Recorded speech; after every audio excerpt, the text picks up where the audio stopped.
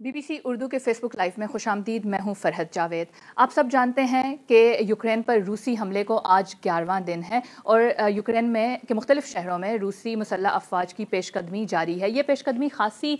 سست روی سے آگے بڑھ رہی ہے، لیکن بہرحال جو روسی افواج ہیں وہ آگے بڑھ رہی ہیں. جو ریزسٹنس کا سامنا ان کو کرنا پڑ رہا ہے وہ یوکرین کی عوام کی جانب سے بھی کرنا پڑ رہا ہے. جو اب تک کی تازہ ترین صورتحال جو کہ آپ کو ہماری ویب سائٹس پر بھی مل رہی ہے وہ میں آپ کو بتا دوں کہ اس وقت جو یو کے کی جو انٹیلیجنس رپورٹ ہے ڈیلی کی، اس میں جو تازہ ترین رپورٹ سامنے آئی ہے اس میں بھی یہی کہا گیا ہے کہ روسی افواج کو اس وقت ریزسٹنس کا سامنا ہے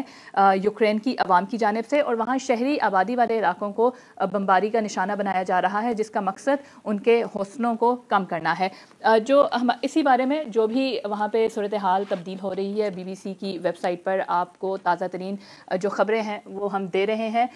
جہاں تجزیاتی رپورٹس ہیں، وہیں جو ہمارا لائیو پیج ہے وہ بھی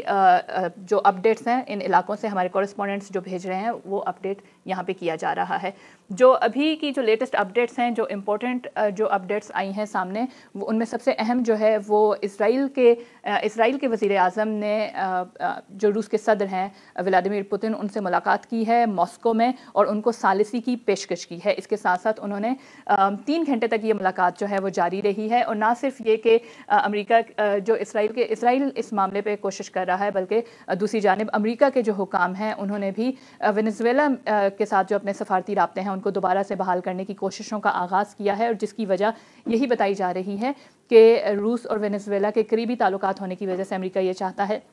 کہ اس جانب سے بھی روس پر کچھ پریشر ڈالا جائے تاکہ وہ جنگ بندی کی جانب بڑھے. چین کی طرف سے بھی ایک اہم اسٹیٹمنٹ جو ہے وہ سامنے آئی ہے، جس میں چین کے جو وزیر خارجہ ہیں ان کی امریکی وزیر خارجہ سے بات ہوئی ہے، اور انہوں نے یہی کہا ہے کہ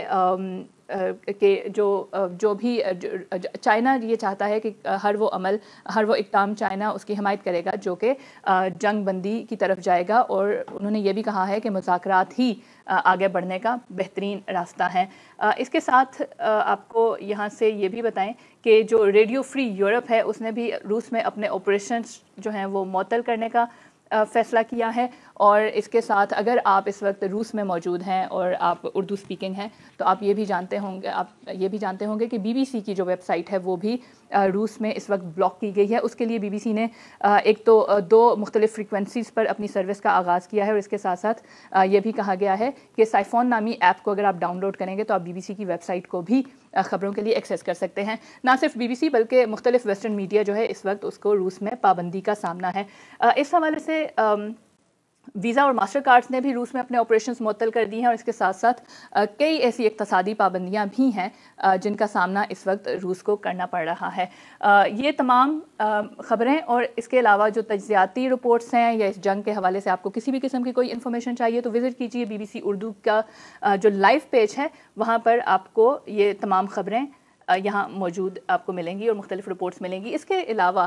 جو سوشل میڈیا ہے اس پر بھی یوکرین اور روس کی جنگ میں خاصی دلچسپی کا اظہار کیا جا رہا ہے، اور لوگ مختلف سوالات بھی پوچھ رہے ہیں اور اپنی رائے کا اظہار بھی کر رہے ہیں. تو سوشل میڈیا پہ اس وقت کیا چل رہا ہے، اس پہ بات کرنے کے لیے میرے ساتھ میری ساتھی آسیہ موجود ہیں. آسیہ، مجھے بتائیں کہ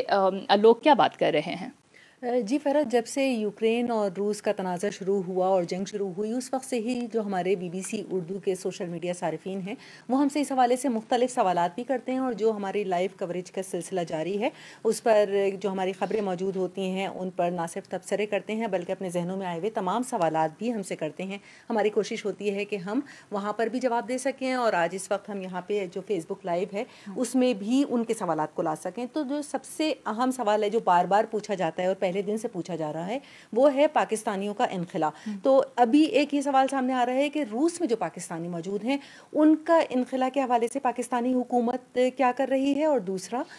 جو اسٹوڈنٹ ہیں ہمارے یوکرین میں پاکستانی، ان کا انخلا اب تک کتنے اسٹوڈنٹ کا انخلا ہو چکا ہے. تو یہ ہمارے صارفین جاننا چاہ رہے ہیں. بالکل، اس کا جواب ہم دیتے ہیں. جو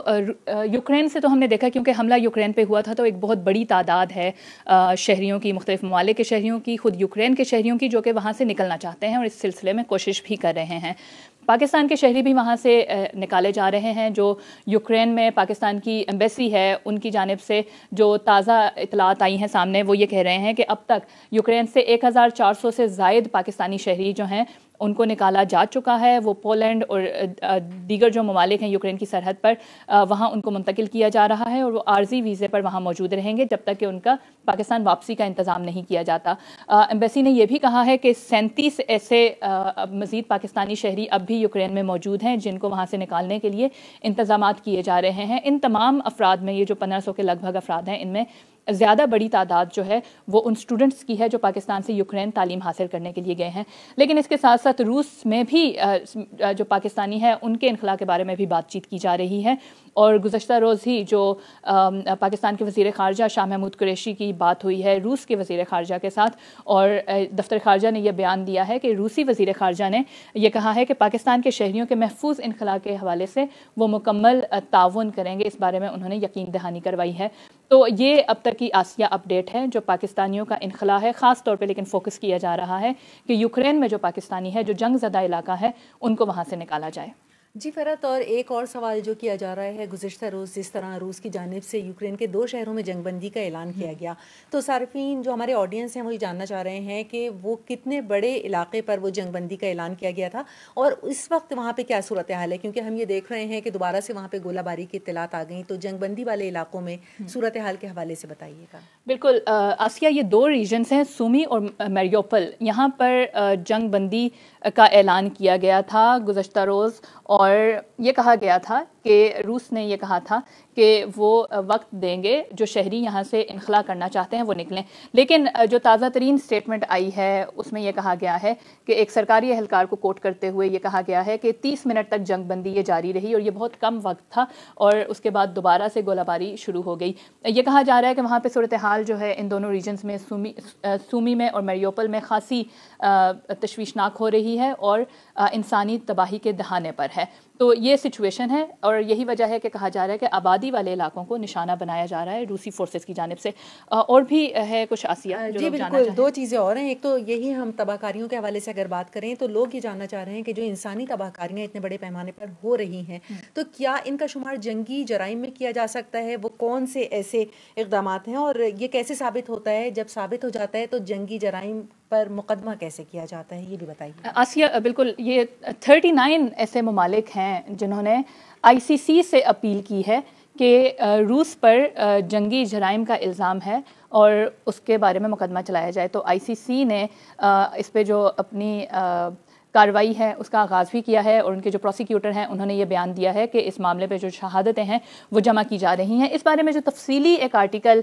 ہماری اس وقت ویب سائٹ پہ موجود ہے اس میں ہم نے بتایا ہے کہ جنگی جرائم ہوتے کیا ہیں اور روس پر کیا الزامات لگے ہیں. تو اس کے لیے میں آپ کو ریفر کروں گی کہ آپ BBC کی ویب سائٹ وزٹ کریں اور اس بارے میں تفصیل جاننے کے لیے یہ آرٹیکل پڑھیں. ایک چیز اور فرحت, کہ ایک تو یہ کہ ہم نے آج صبح جو ہے وہ اپنے فیس بک پیج پر اور یوٹیوب چینل پر, اپنے سوشل میڈیا پیجز پر ہم نے روس کے پاس کتنے جنگی ہتھیار ہیں, جوہری ہتھیار ہیں,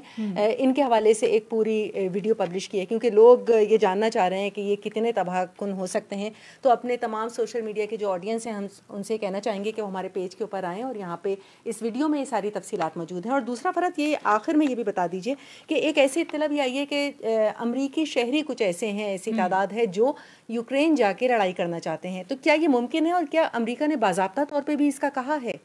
نہیں آسیہ, یہ اطلاع تو بالکل موجود ہے, اور اس کا جو بیک گراؤنڈ ہے وہ یہ ہے کہ واشنگٹن میں جو یوکرین کی ایمبیسی ہے ان کی جانب سے ایک ریکویسٹ کی گئی تھی, اور وہ چاہتے تھے کہ جو ماضی میں افواج کا حصہ رہنے والے افراد ہیں وہ یوکرین میں جنگ کا حصہ بنے. تو 3000 کے قریب اب جو کنفرمیشن ہوئی ہے وہ یہ ہے کہ 3000 کے قریب عام امریکی شہریوں نے یہ کہا ہے کہ وہ والنٹیئر خود کو کرنے کو تیار ہیں کہ وہ جا کے اس جنگ کا حصہ بنے اور روس کے خلاف یوکرین میں لڑیں.